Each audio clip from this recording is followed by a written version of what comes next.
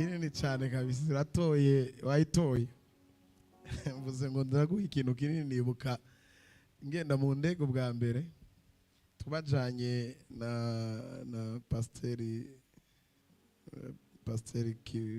wa Vivante n'umwamikazi wiwe sinari ko batugaburira mu ndege ntazo narinzi mama kina ranchokoza arambwira ati tugo turakaraba tujya tuntu baduhereza ati turiteguye nawe nti pana bukira tingira ati itegura ubwiruriye ati bazana isiniya ati niyanje sinzi ko tuza kwishobora cyaza kuzana igisiniya kinini ati urarya ndavuga nti ati nanje ku mutima nti inzara iracari mu magufa niyo nkikiva mu bugaragwa kumbe yarabize ko bazana utuntu tumeze gutya babiteretse haraturika aratwega mu ndege urazigene yatwenga cyane ndavuga nti ndikunda turabakunda cinkana nutuca nk'utuntu tundi tuntu bazanye ava yuko isi niyizi ariko reje nari mfise ibibazo ntiwumve gutyo hamwe no n'ubupeza bwanje ko kuba ntabizi ndabibona isi niya tuyishira ku maguru kuko sinari nabizi ko hariho kajya kantu bakura kugagasa tutereke isi ndarabisi niyi wanje wiwe ni atarabwira ataje ntibarenze utwoshaho turarya ni washika Fabrice nawe ntiwitege umutahe mu bugingo bwacu ni nk'umusi gose ntiburama ibinezera byabwo birashira nka mudahindu katuguma gumana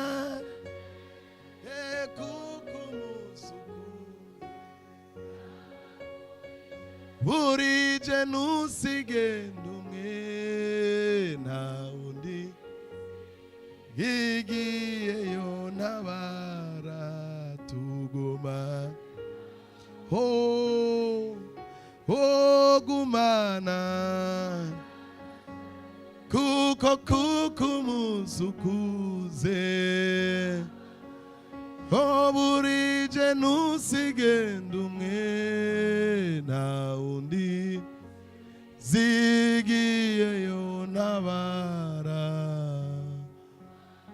Mwami Yesu na ntaryo mukiza na ntaryo muki ni wewe ngomba tutabanye satani yonesha ububasha bwa nibwo bunkiza tugumane Mwami tugumane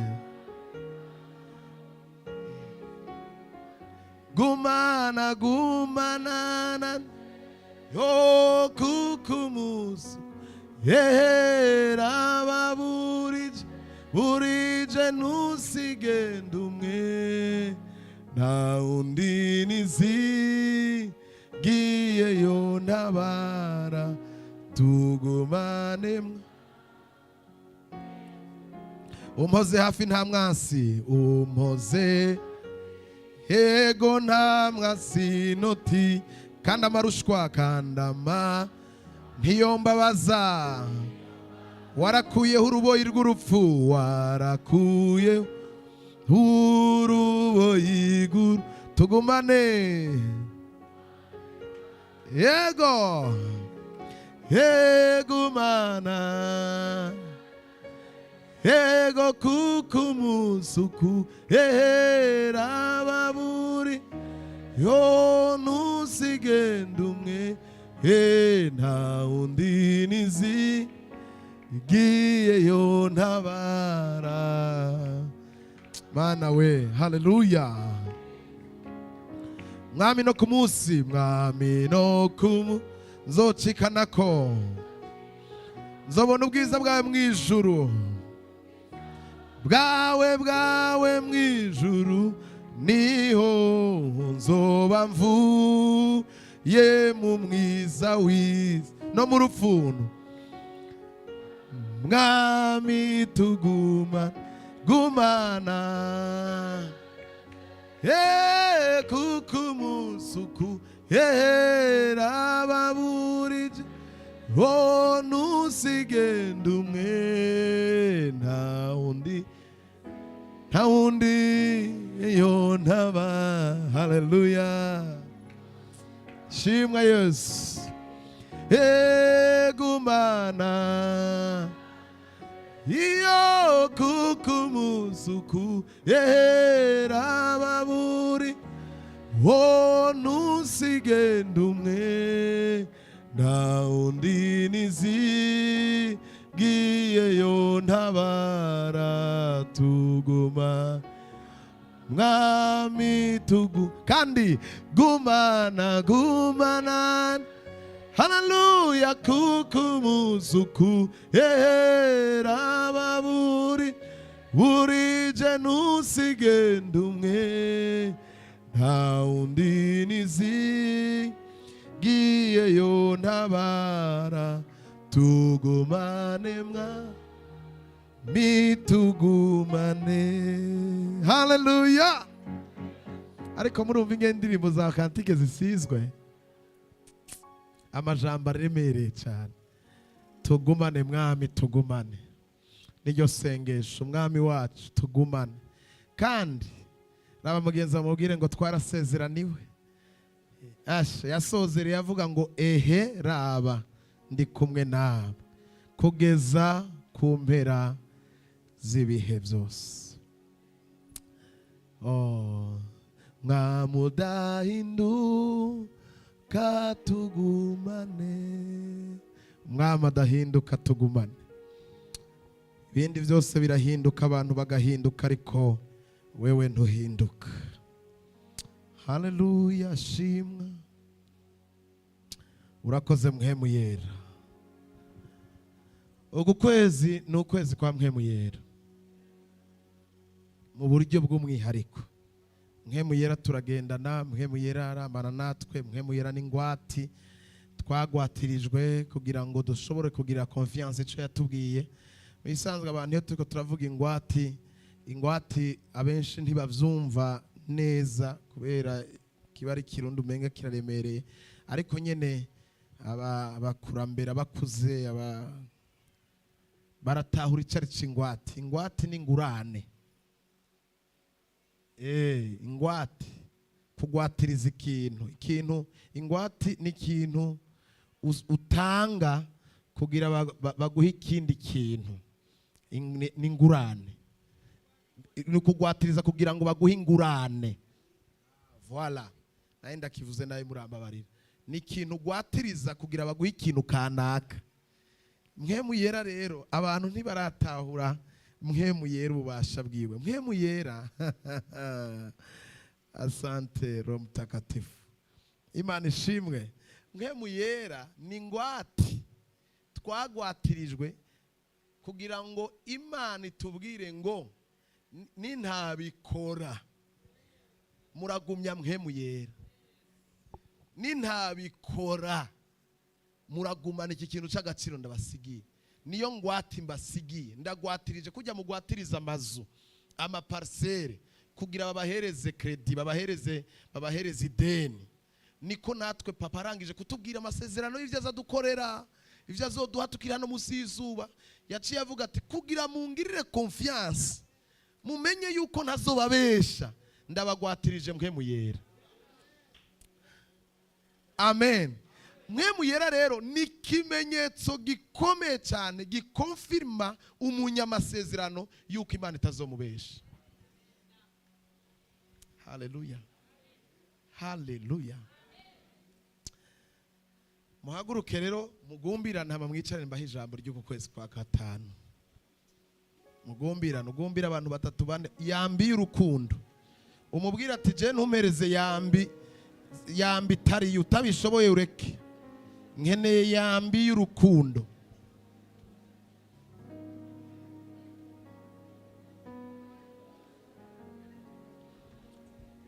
Bo muwe murandabira hiyo, Abikorinto ba mbere igice cya kabiri ku murongo w'icumi, ntimubishire ko ariko mubigumize hafi, umurongo w'icumi kugeza kuri 12.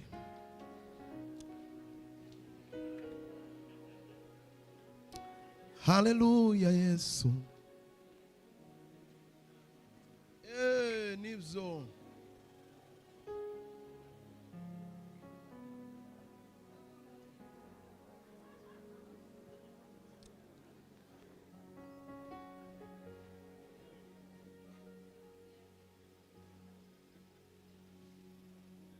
nabwiye ntimurishire ko murorere murigumize hafi. Ntimwanyumvise ivyo navuze? Aha.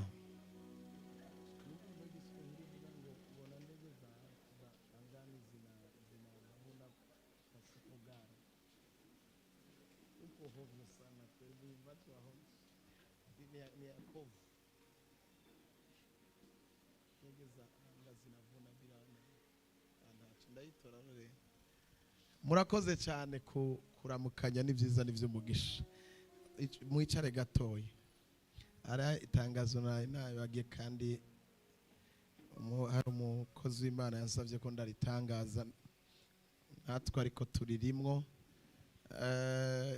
Apotre Kevin afise gikorane nawe kizotangura ku munsi w'ejo ca anniversaire y'imyaka yabo 9 ndatekereza. Urumva kizomara indwi yose lundi gushikana dimanche. Yari yambwiye rero kugira ngo tukibatangarize, kugira ngo muzogende kubashigikira no kuduherekeza. Jewe nije nzogisozera, je nzokwigisha dimanche mu gatondo kirite 2. Abandi bahari urumva nibo bakozi bazokora guhera ku munsi w'ejo gushikana ku munsi wa Mungu.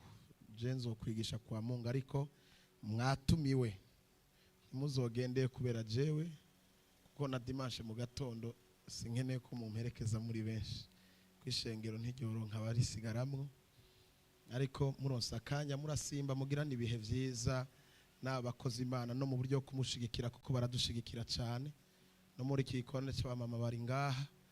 Rero ni vyiza yuko mushigikira ico gikorwa.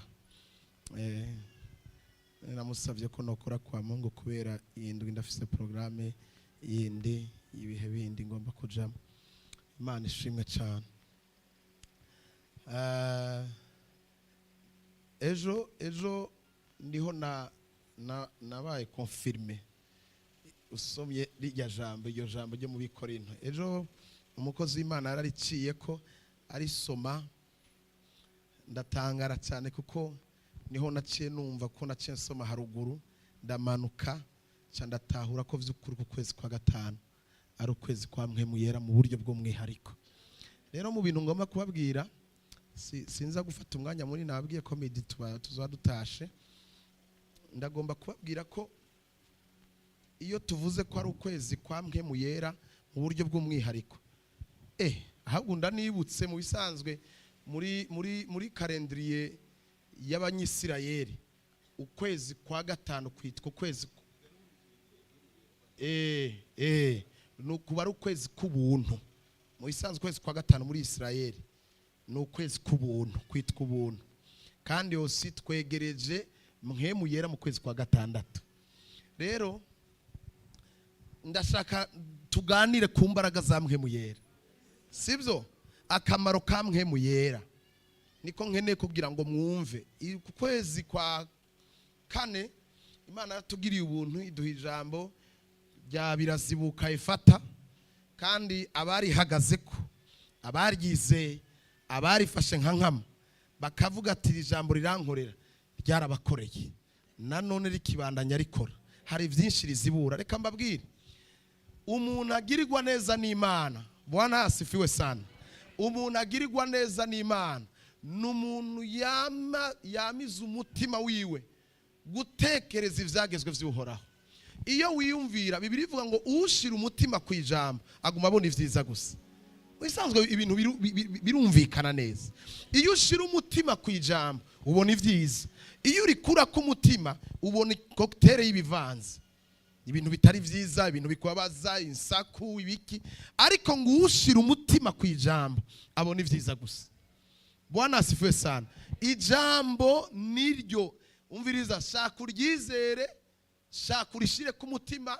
Kuri negrija kwawe nukwinegrija wewe, kuko kurishira ku mutima kwawe nugutabagwa kwawe, ni impinduka zawe, niko bimeze. Yesu nashimwe cyane. Rero numva shaka kugira ngo mbabwire ko ku kwezi gufise umwihariko wa Mpwemu Yera.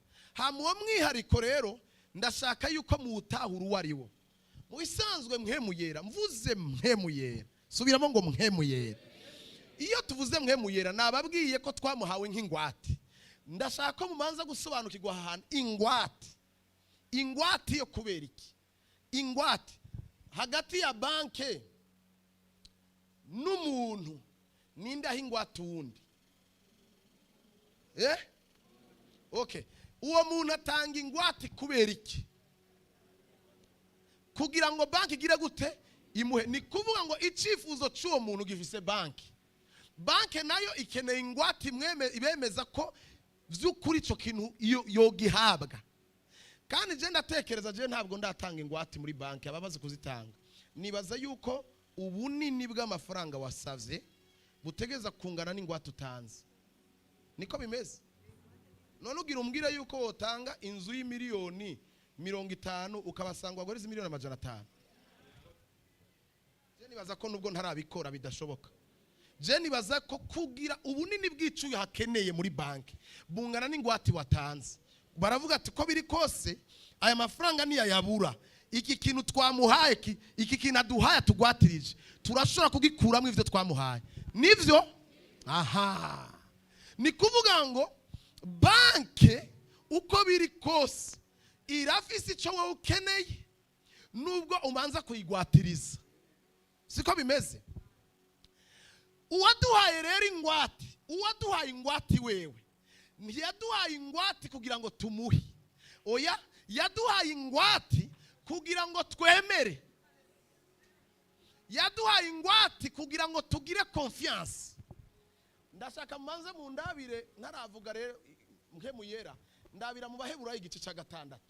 Ndabira mu Baheburayo igice cya 6 kugira ngo mwumve uwo mugabo ivyo agomba kudukorera muri aya mezi ku kwezi kwa 5. Ukwezi kwa 5, ukwezi kwa 5 kubamwe umugisha.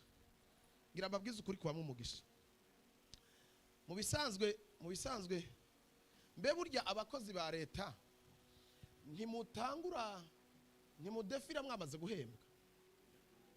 Siko bimeze? Kesh ni gake cyane. Niko bimeze? Nako bwira mugenzi bati nako. Mbwira mugenzi bati nako. Kwezi kwa 5. Kwezi kwa 5 abantu bahembwa. Abantu bahembwa. Nako. Bwira mugenzi bati nako. Nitegereza handa kubwira aho ushaka somo. 6. 6 umurongo wa 13. Torera umwamikazi umutware wawe. 6:13. Umviriza. 6:13. Handitswe ngo hamwe Imana yasezeranira Aburahamu isezerano kuko atawe yogira indahiro ayiruta. Mazurore Imana ivuze ngo isezerano ya Aburahamu isezerano. Mu bisanzwe tuvuze isezerano tuvuze gushitswa. Iyi Imana igwaye isezerano egare gushitswa. Kuko Imana si umuntu gwibesha, niko yivuze. Sindi umuntu kugira ngo ngire gute ngo mbesha cyangwa nivuguruza. Iyo ivuze ngo nguhaye isezerano, isezerano riratandukanye na alliance. Alliance nivyo mufundika, isezerano nivyo iguha.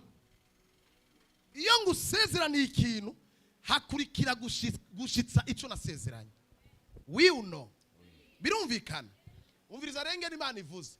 Hamwe Imana yasezerano ya Aburahamu isezerano kuko atawe yogira indahiro ayiruta. Komeza usome papa. Yogira indahiro ayiruta, manzurore gatoya. Yogira indahiro ayiruta. Yarirahiye. Mu yindi vugo yaravuze ati nta muntu yoza Aburahamu we. Reka ntange igicapo kirafasha abantu cyane ngo abantu babiri ngajya ko abantu babiri. Igicapo kirafasha abantu cyane. Reka ntange igicapo.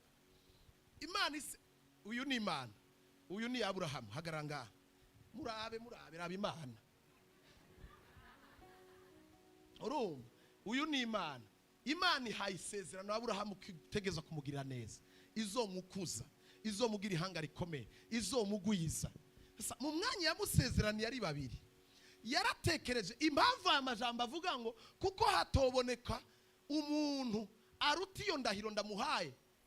Imana yashatse mu bisanzwe hari cyagezo kivuga ngo kirazira mu Bayuda mu Bisirayeli gusezeranira umuntu atacabona gihari. Kubera icyo cyabona cyategeza kuba ari cyabona gikomeye cyane gifise ijambo mu gihugu ku buryo udasoje ico wasezerana ujya muntu kijya cyabona ari cyo kikwitwarira kikakuburanya ukacutsindwa. Imana rero isezeranira Aburahamu. Nta Imana yabwiye Aburahamu ati Aburahamu ibintu ndakubwiye ni binini kandi ndazi ko muri wewe wamaze kumva ko ari binini cyane bishobora kugoroka avuga ati ibi bintu kweri bizobikora. Imana ikiramubwiye ati Aburahamu we nubwo nkubwiye ibi bintu mu bisanzwe nyizere gira ukwizera ko nzobikora kuko jewe nta muntu anduta ninabikwima nta wuntwara mu gasho. Mwavyumvise jewe ninaramuka ntabiguhaye nta muntu anduta aruta indahiro yanje, nta muntu ari hejuru yanje jewe uhoraho kugira ngo ashobore kumfata mu mpuza ambwira ati vya bindi wabwira Aburahamu bizana. Rero ngirira confiance. Rero umuntu wa kabiri wa gatatu nsizeho ngaha kugira ngo ndakwemeze ko nzobikora ni ndahiro yanje ndirahiye. Amena. Kwa Aburahamu niwe wenyene umugabo umwe wenyene Imana yirahiye. Iravuga ngo ikintu kizomburanya nk'Imana ni ndahiro yanje. Nshizeho indahiro yuko nzobikora kubera wewe ntawe worondera ngo anyitwarire unyitwarira. Sasa kugira ngo ngirire confiance Aburahamu we kugira ngo wemere ko ivyo nkubwiye ari ukuri kandi nzobikora ndirahiye. Imana yirahira kuri Aburahamu. Mwabitahuye? Murabitahuye? Yirahiye kuko baganiriye ari babiri. Imana ntiyari ikeneye cyabona. Ndabivuze ava tutaramanuka hepfo kugira ngo mutahure ico ngo bakubabwira. Umviriza rero manuka hamwe Imana yasezeranira Aburahamu isezerano kuko atawe yogira indahiro ayiruta. Manuka rero yarirahiye iti eka no kuguha umugisha nzowuguha. No kuguha umugisha nzowuguha. Yirahiye imubwira ati miye nitakubarike. No kuguha umugisha nzowuguha. Manuka rero no kuguha umugisha nzowuguha kandi no kukugwiza nzokugwiza. Abantu bavuze amen ni babiri basha bibabere bityo. Wewe ukeneye kuguma muri ntuzenya muri division nta multiplication ukeneye. Imana ivuze ngo irirahiye kugwiza no kugwiza ubihaye Aburahamu. Aburahamu ari ngaha. Ba Aburahamu mu kwizera umunsi ni bande mu kwizera. None Imana irikibwira ndi uyu munsi turiko tuvuga ama histoire. Irirahira ngo no kuguha umugisha nzowuguha no kukugwiza nzokugwiza. Manuka. Niko vyamubereye. Haleluya. Niko vyagize gute? Niko vyamubereye. Ni kuvuga yuko Imana itabesha. Niko vyagize gute? Vyamubereye ryari? Amaze kwihangana. Ahabwa ivyo yabwiwe. Mana we. Rorera ntumanuke. Uko niko vyamubereye. Aha rero umwana w'Imana yicenga atahure neza yuko vya Mungu hakuna kimbia. Usikimbizani na Mungu. Vya Mungu ni kwihangana. Amaze kugira gute? Kwihangana niko vyamubereye. Ahabwa iki? Ahabwa ivyo yasezeranye. Manuka. Kuko abantu bagira indahiro ubaruta. Umbiriza rero Imana rero bwa. No mu mpari zabo zose. Hategereza kuba umuntu abaruta kugira ngo ashireho urutonde. Ego. No mu mpari zabo zose indahiro irengeye ikaba ariyo iziheraheza. Mana yanje abantu ntibumva Bibiliya. Uraze reka babwire uburyohe bw'ibi tubigishiriza ngaho gicanira bufatanye n'umwanya ubana n'igitabo ceranda uri wenyene. Uri umuntu urimbura uri wenyene ngaha anyu bunyumva cyane wumva ibintu abandi batumva. Ingorane ituma ibinye ubyakirira mu nduru n'amajeste ndiko ndagira ukavuga amen ariko utatahuye nuko utari umugenzi w'ico gitabo ufise. Ariko abantu barimbura nza nkonfirma baba bafise ahantu basurinye. Ejo twagiye kuraba Naomi yaragwaye yaramaze ibisi mu bitaro. Tugenda kumuraba Naomi wa mamabura. Tugenda kumuraba dusanga y'umutama amaze imyaka myinshi mu gakiza. Tubona araje mu papa nyene araza araturamutse mutama kuze kongwe kabisa. Araza hejeje pasteur Charles aravuga ngo ngomba gusenga ngende acaramubwira ati utarasenga ntihari bwavuge na kimwe atutarasenga. Timanzura rure gatoya ndemesha uyu mwana. Indemeshanyo yamuhaye mu majambo yagiye aravuga yavuze amajambo yadukoze ko twese mugacagera hana aravuga ngo tijewe nari naragerageje gusoma Bibiliya yose biranga. Yari karabwira Naomi ati igihe cyose ubonye uhuye n'ikibazo nk'iki kikujyamika ahantu nico gihe Imana ibiguha akanya ko kwiyumvira ko kwibaza kwisubiramo ikintu karaba ati mbega nta bintu nk'ikiri libre nk'igikomeye nk'igitambuka nk'iciruka nta kintu nashatse gukorera Imana sinagikora kuko Imana ibiguha akanya ko kurefreshisa. Ataravuga ikintu kiryoshe cyampezagiye cyane arambwira ati je nari narananiwe gusoma Bibiliya hama igihe nagwara ati naragwaye mara umwaka wose ngwaye nkaza ndagwara nkaja mu bitaro abadokiteri bakanduka muhira ndose akari bakambwira ati uzondagaruka ya mezi muri ico gihe cy'umwaka ngwaye ca ndayisoma Bibiliya ibintu nahawe ati uko nasoma niko nasurinya ngo Imana ihambirira ibintu bikomeye ngati ku buryo jewe n'umuntu yo kwifuza ko ndamugabira Bibiliya sino muha Bibiliya yanje nasomye umwaka wose tino muhengurira shasha ati kuko yanditsemo ibintu bikomeye. Abantu basurinya abantu barimbura ijambo iyo ndiko ndavuga ibi bintu bumva ibintu abandi batumva ariko udasoma ijambo ni hewani tu niba abandi basoka ngaho kabaza ngo pastor ngo yaduhezagiye yabahezagije ibiki ntibabizi. Umururumba ibigumbagumba ni muba bagenzi b'ico gitabo. Ni wawe umugenzi w'ico gitabo ninahagaranga ndakubesha uzobimenya.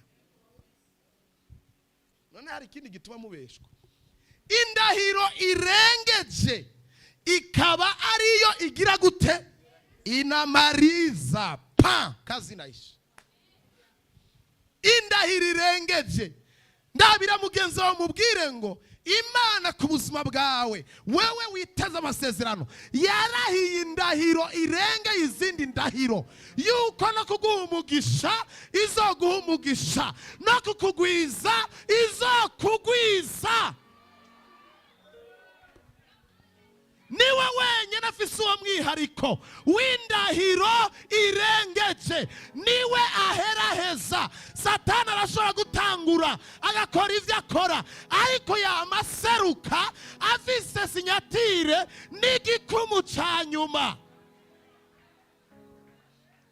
Dufise Imana ibiheraheza.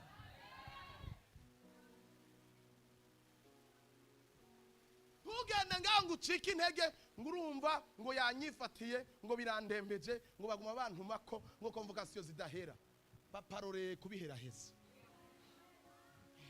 Amaze kwihangana niko vyamubereye ahabwa ivyasesera. Mu gihe rero Imana cyo kutwihanganisha nico gihe Imana idusaba kwiyumvira. Ihangane hama wiyumvira. Abihanganye barya ibinoze. Ibintu byo kwihuta ibintu byo kuza ngo Mana mpa ibintu byo kuza ushikubwira Imana ngo dosi ngurabona ngo bikore. Abamumenye neza barabizi ntibayimuhutagiza bavuga ati Mana ntuduhereze imitura ntuduhe imitura turaroreye ibiharage bisire neza ubikaranga ubishiremo utuvuta ushiremo udutunguru ushiremo agatomate umanzu bihishe neza Unayo maharage kinure we. Batoto wa mukartie ndio wanayo maharage kinure. Unayayua we. Wona kuya kura maharage kanka kubera wihuse. Indahirikia gute Musa aririndi jambo hama mvuge Mpwemu Yera dutaha 17 nicyo cyatumye Imana kuko igomba kurushiriza kwereka abaragwa ivyasezeranywe ingene imigambi yayo idahinduka ishira hagati indahiro ku umuhuza n'indahiro. Ntavyo bumvise abasoma Bibiliya niba ariko aranyumva, abadasoma ntavyo bumva. Umuhuza, indahiro, intunzenye bari muri ivyo. Umuhuza hagati byasezeranye imigabo yayo idahinduka n'ivyo barimo. Numva shaka gukundisha ijambo ry'Imana. Kundisha ijambo. Wowe nturi umukatolika ugumusomerwa. Wowe nturi umumizima gwakubwira icara buri umurundi. Hewe twarahawe ijambo. Nanze nahawe ijambo. Warahawe ijambo. Ijambo ngo riri muri wewe, riri ruhande rwawe. Imana ishimwe cyane. Murika muranyumva. Wowe ntugumusomerwa injiri, ntugumusomerwa korowani. Wewe ufise igitabo rimbura abashira umutima kuri iryo jambo. Uzowamukirimbura ku murango nijoro kugira ngo umenye ivyo witondera. Hama niho uzogira amahirwe aho uzo every way you go. Aho uzoja hose. Munyumvirize rero. Iri jambo riraryoshe mana. Mana riraryoshe iri jambo mana we. Ndashaka abasenga baryumva. Ndashaka abategereje Imana ku myugariro yayo bavyumve. Abasibamyi bashibamira ivyo Imana yavuze bumva icyo Imana ivuze kino gitondo. Nicyo cyatumye Imana kuko igomba kurushiriza kwerekana, kurushiriza kujitapa. Inakwambia tweturiya minipo irushiriza kwerekana kumishaka kutwemeza abaragwa ivyasezeranye. Haleluya. Abafise umurage w'ivyasezeranye irushiriza kubatera intege, kubabwira ati turiya. Imyaka twihanganyemo turorereye Imana kutugira neza ntiturayikwiza mu gihe twatanguriye kurya ivyo Imana tubwiye. Biracari bike. Iyo twayihanganye niyo myinshi. Turarya bwira mugeza ati ndarya. Hari ico ndaronka urabona. Abantu bariko arasiduka babonye akantu gatoya. Irakora. Irakora. Wibaza ko yakoze. Nta n'ikirakora. Wewe urakumiza muri iki gisagara. Wewe urakumiza Igitega. Wewe urakumiza wewe. Uzokwama wumiza umwasi wawe. Umwereka ati ntacu urabona. Imana yanje igenda irushiriza kwereka abaragwa ivyasezeranywe yuko imigabo yayo idahinduka.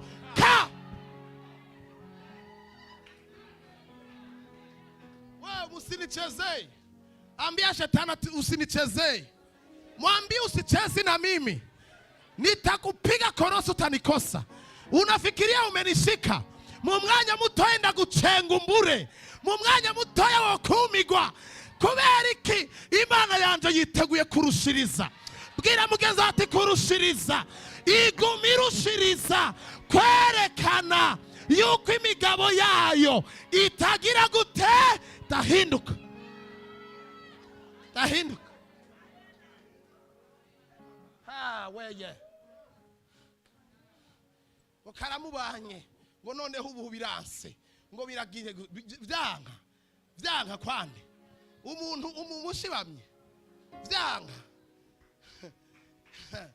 ngo vyanga ngo hewe ngo shantira hagaze ngo hewe ngo raba ngo yewe vyanga. Papa arakunda ko abana biwe baryohererwa ivyo yabakoreye. Uzi gituma bikunda nuko yamagira ukuntu gutya akakwereka abantu bakamenya ishusho yawe, bakamenya ivyo Imana yakoze, hamikaci kreya akandi karekreation. Akarekreation k'abantu kukubura. cyangwa k'abantu kubona yuko hari ibintu bisa nk'ivyahindutse paraporo y'ivyo bahora babona bakaca bavuga muri kajya karekreasi.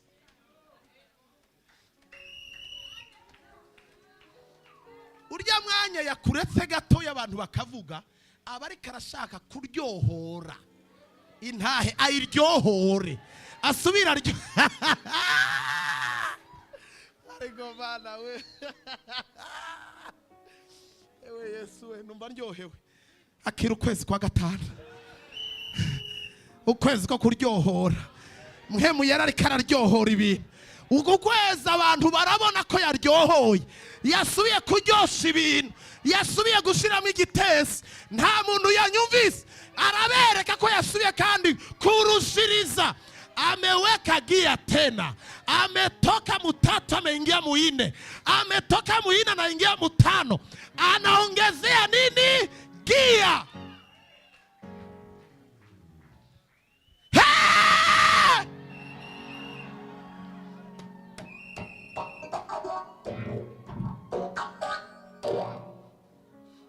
Gia. Kandi ndavyumva. Ukwezi umviriza tunatatu ingie mu deuxième mi-temps. Uku kwezi niko kwezi kutwinjiza muri deuxième mi-temps y'umwaka. Si kweli tunaingia ngine mbezi misita. Si Mungu anaenda kujizihirisha tena. Imana yanje igiye kurushiriza. Ndasubiyemo igiye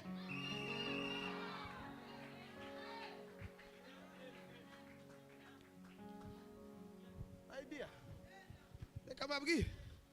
Reka mabwire rero. Reka mabwire. Ibi bintu tuza kubabwira nga. Ibinye ntabwo ari birya bintu by'abakigingi bahagarara imbere y'abantu bajya bagize repetition. Barya. Na ushatse hoza ngaho gatwenza. Kaza ngaho kagira utuntu kagira ibintu nyene biri funny abantu bagatwe. Ikintu kuye gutinya nuko ibindi ko ndakubwira utobisubiramo. Uwo guha mikoro nga ntavyo wovuga. Cyo kwanza ugitinya. Unacubahe.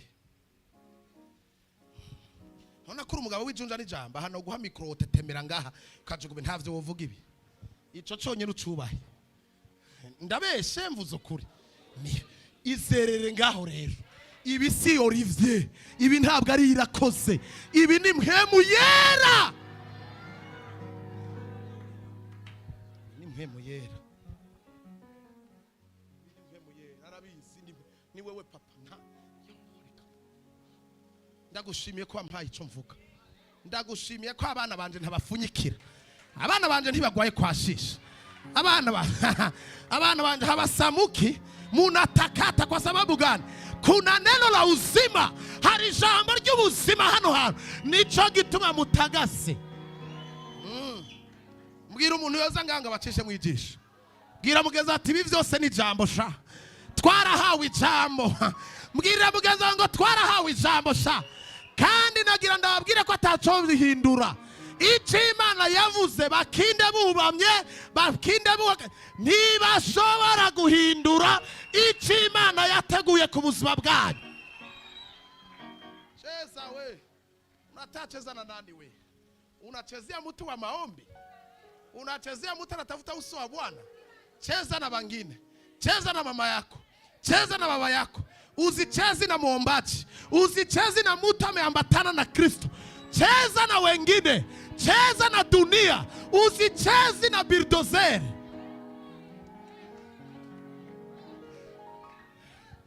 Cheza na bildoza we. Sisi ni mabildoza. Cheza. Umwanya n'umwanya twokuvumbukana. Nta muntu yanyumvise mana. Umwanya n'umwanya no gutangaza. Umwanya n'umwanya wo kumiza abantu. Nta muntu yanyumvise we. Ibi sugushushana. Bwira mugenza ngo birakora. Mbwira mugenza ngo birakora. Mubwira ati mukanya gato ndorere. No kuwa Mungu wombona ugatangara. No kuwa kane wombona ugatangara. Wasubira guhura nanje ukumigwa. Ibi bintu birakora. Ibi bintu n'ubuzima. Ibi bintu n'ubushobozi.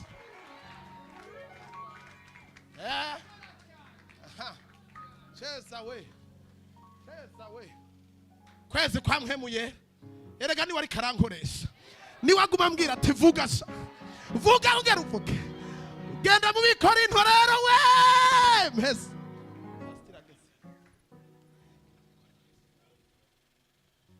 mana Mpwemu Yera gabanya igitensi ku mugoroba ndigisha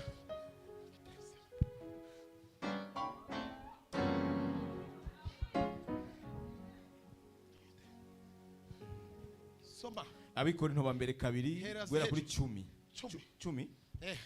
ariko Imana yabiduhishuriye muri Mpwemu wayo. Murinde muri Mpwemu wayo. Umviriza Mpwemu rorera papa wanje tujane mukunzi wanje. Umviriza mu bisanzwe duhere hejuru kw'icenda ngwino jaye ego ariko nkuko handitswe aha ni Mpwemu Yera rero iyo Mpwemu Yera aje na mambute yaje tuguma nawe ni waronka umpereza. Haleluya. Ivyo yahishura ivyo ari ivyo vuga ariko nkuko handitswe ngo hagize gute ivy'ijisho ritigeze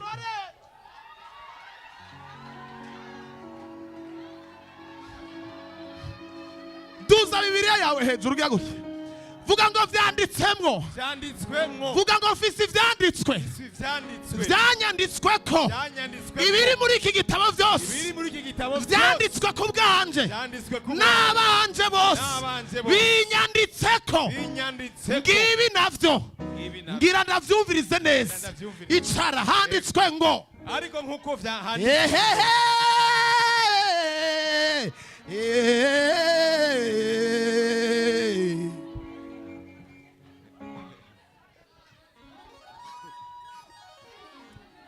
ivy'ijisho ritigeze kubona n'ivy'ugutwi kutigeze kumva ibitigeze kwinjira mu mutima w'umuntu yabibikiye bande byose Imana yabibikiye bande yabiteguriye bande abagize gute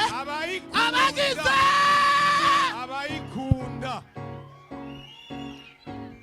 Aha rero ngira ndababwire ibi bisazi murimwo ni ibimenyetso vyerekana uku kwezi kwa gatanu ndavuze ngo uku kwezi kwa gatanu Hallelujah. Manifestation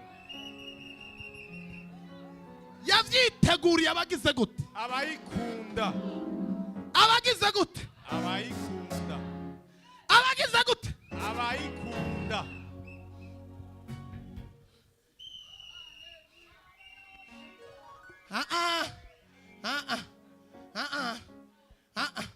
Pana bari mu kabari, pana barara muri boîte, apana bapagana, apana bari kwaronona abana, apana bari kwaravangirwa, apana bari kwaratanga ibiturire, apana bari kwarakora ikibeho hanze, apana barozi yabibikiye abayikunda.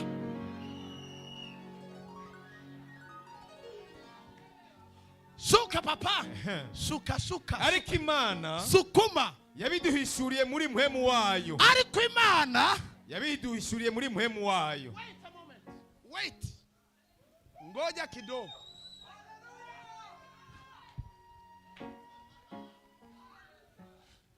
Mu yindi mvugo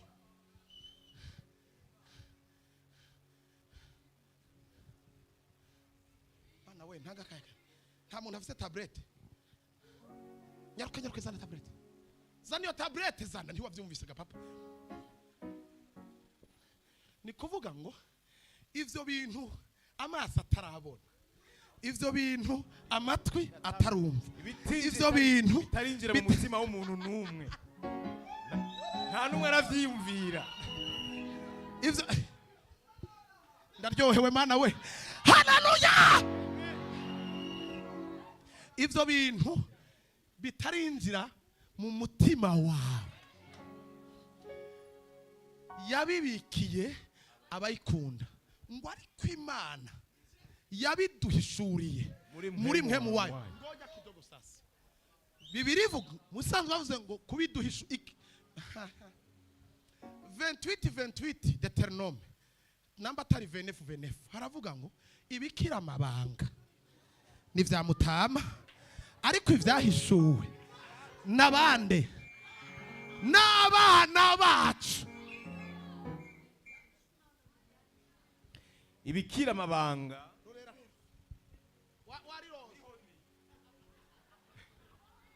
ibikira amabanga n'ivy'uhoraho Imana yacu, ariko ibimaze guhishurirwa ni ivyacu n'uruvyaro rwacu ibihe vyose. Ibihe ryari? Ibihe vyose. Amezi 6 gusa, imyaka 2 gusa, 5, ibihe byose. Fasha gate kugira ndabaseze midi irakwiye, tugeze aho tuzobandanya. Umvirisa manzurore, je nibaza ko Imana ibiryosha gutya kugira ngo mubohoke kuza munadushira hamwe imiti yo kuvuga.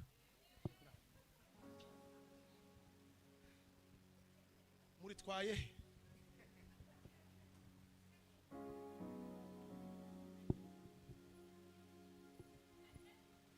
iri jambo rivuga ngo yabiduhishuriye muri Mpwemu wayo. Uraco bisigura guhishura ni kintu utabona, uravyumva, utaruzi, hama Imana ikavuga ngo cya kintu utaruzi nje kukikwereka. Ivyi wawe ni ibi. Mu bisanzwe Mpwemu Yera muri twebwe ni televiziyo. Ni televiziyo yaka kugira ngo ikwereke ivyo wahishuriwe, ivyo ibikwerekeye, amakuru yawe,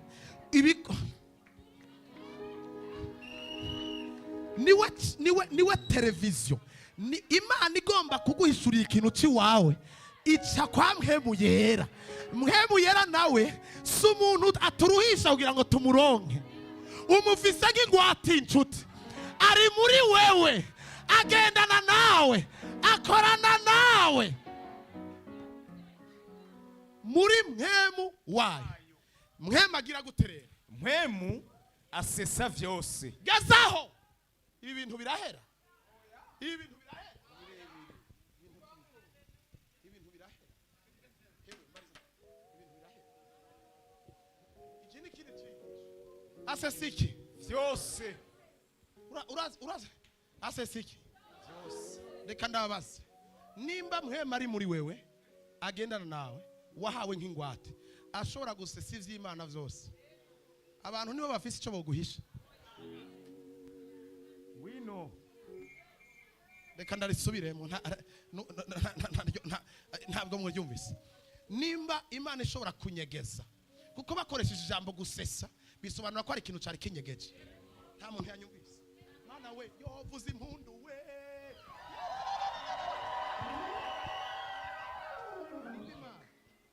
Mpwemu Yera wawe, vuga ngo wanje, ashobora gusesa ivyo Mutama yanyegeje. Kandi Mutama numu expert mu kunyegeza. Hama kugira ngo ndashaka guhera uyu munsi uve ngaho ukunze Mpwemu Yera kurusha. Mpwemu Yera niwe buzima bwawe, ashobora gusesa ivyo Mutama yanyegeje kandi akabisesa vyose. None ndakubaza, umuntu agomba kugira ko ubujanja, umuntu ashaka kugira ko amayeri, umuntu ashaka gutwara ivyi wawe, umuntu ari karaganira n'abapfumu kubgawe, umuntu yagiye kuganira, nico gituma Bibiliya ivuga ngo ntakishobora gukora itibi yakabanga abasavyi ba. Uku kwezi kwa gatanu ivyanyegejwe vyose Imana irabihishura, abakwinyegejemwe bose irabahishura, abariko barategura imigabo n'imigambi arabahishura, abagira inama udahari arabahishura, abategura ivyo bategura arabahishura. Kandi ntabahishura gusa, araza akabahishura, yarangiza kubahishura akica imigabo n'imigambi y'ivyo bariko barategura. Ndashaka nsozerere ngaha abakunzi banje, mwihangane mundeke ngende kwitegura, kuko apremidi hari urundi rugabo. Mumbwire nimba ashobora gusesa papa, yoreka kugusesera umuntu akwibitseko ariko akora ikibi.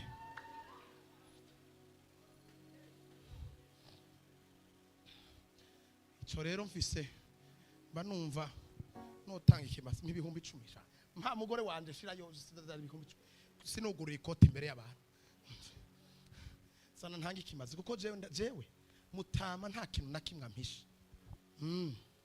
twirengagiza byinshi muga tuba tubizi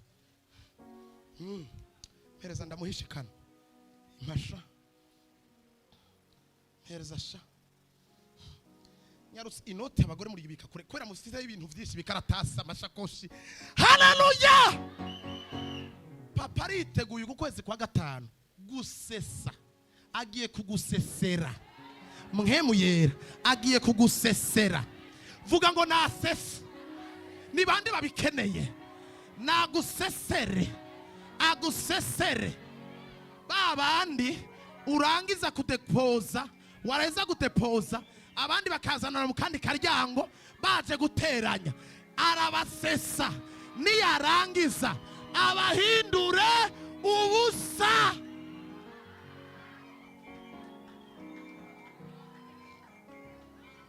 Mpwemu Yera asesa manuka ari Mpwemu asesa vyose nibigize gute nibihishijwe vyiki vy'Imana n'ivy'Imana yanyegeje utahe hewe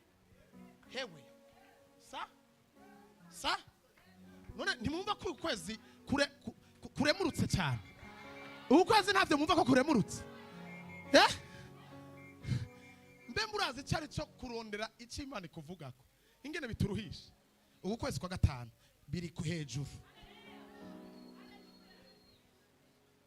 ndabasavye mwitunganye ukwezi kwa gatanu reka mabwire igituma mbe murabizi ko mwitongo rya Edeni ga Fabri ndakubwira ikintu mutazi ariko ugiye kugisoma ubisangaho mwitongo rya Edeni inzahabu n'ifeza n'amadiyama byaba hejuru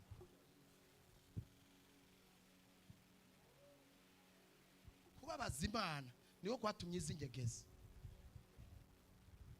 ni ibintu batoraguza yari amabuye ari hejuru warenga ugatora ibuye ugasanga utwindi diyama biro muga kubera icyaha no kubabaza Imana ikirabinyegeza mugabo rero ngira ndabaha amahirwe abereka yuko twebwe twahawe yindi favere abibwami dufise favere abandi badafise nibinyegeje kure vy'Imana Imana izibitwereka tukabikurayo ngira ndabibabwira murashaka kubibona ndabira 25 ku murongo wa mbere wa kabiri imigani shirako hejuru nugaye Mana nugaye ndahejeje Mana we umviriza 25 ku murongo wa kabiri cyangwa umurongo wa mbere n'uwa kabiri Imana guhisha ikintu niki ni icubahiro cayo muravyumva ko ari mu professionnel mu guhisha sawa none nimba ishobora guhisha ikintu wumva abantu batabagowe mugabo ngira ndabumvisha abantu batagowe hama kurikiriki ariko abami bo Imana ishime ku bwa ariko yego abami bo guserangura twebwe turiki abami abami bo kugira gute serangura ikintu nico twiti nico cubahiro nikuvuga ngo hari icubahiro c'abami hariho icubahiro c'abami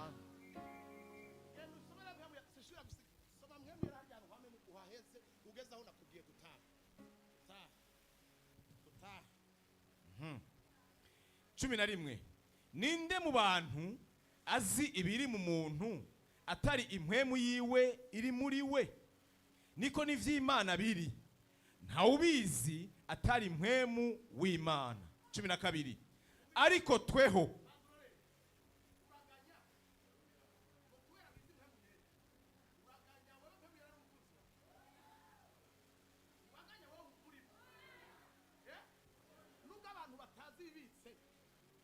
Mpwemu Yera bizi uwo Mpwemu Yera akaba ntari muri wewe ntaba muri wewe ukwezi kwa gatanu n'umwihariko wa Mpwemu Yera mwavyumvise teme y'uko kwezi kwa gatanu umwihariko wa Mpwemu Yera ni kuvuga ngo Mpwemu Yera arakorera mu yindi speed tutari tumenyereye manuka niko n'ivy'Imana biri ariko tweho nitwahawe impwemu y'iyisi ariko twahawe mpwemu ava ku Mana geza munda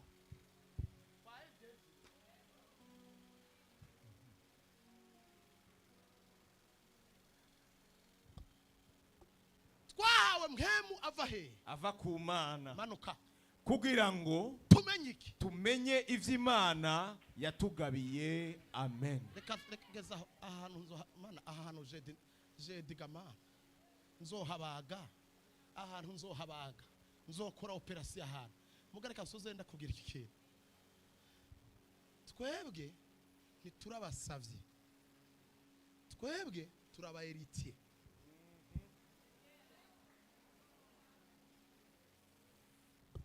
Ntukishire mu basavyi, wewe nturi umusavyi, wewe ntusabirizwa, wewe warahejeje kugira gute? Kugabigwa. Ngo tumenye ivy'Imana yagize gute? Yagize gute? None umuntu arakugabira ugasura kuza kumusaba. None mwumva ko hari kibazo gikomeye kutamenya ijambo ry'Imana. Kuwa kane rero gira mugenza wa asuivre jede kandi ahanyene hagira ukuko ugumbira uwo mwicaranye. Niwumva utashaka kugumbira umuntu usohoka utahe. Turahejeje, turasubira saa 9 nga mukwembeke mugaruke saa 9 nga aba mama nabige abandi taha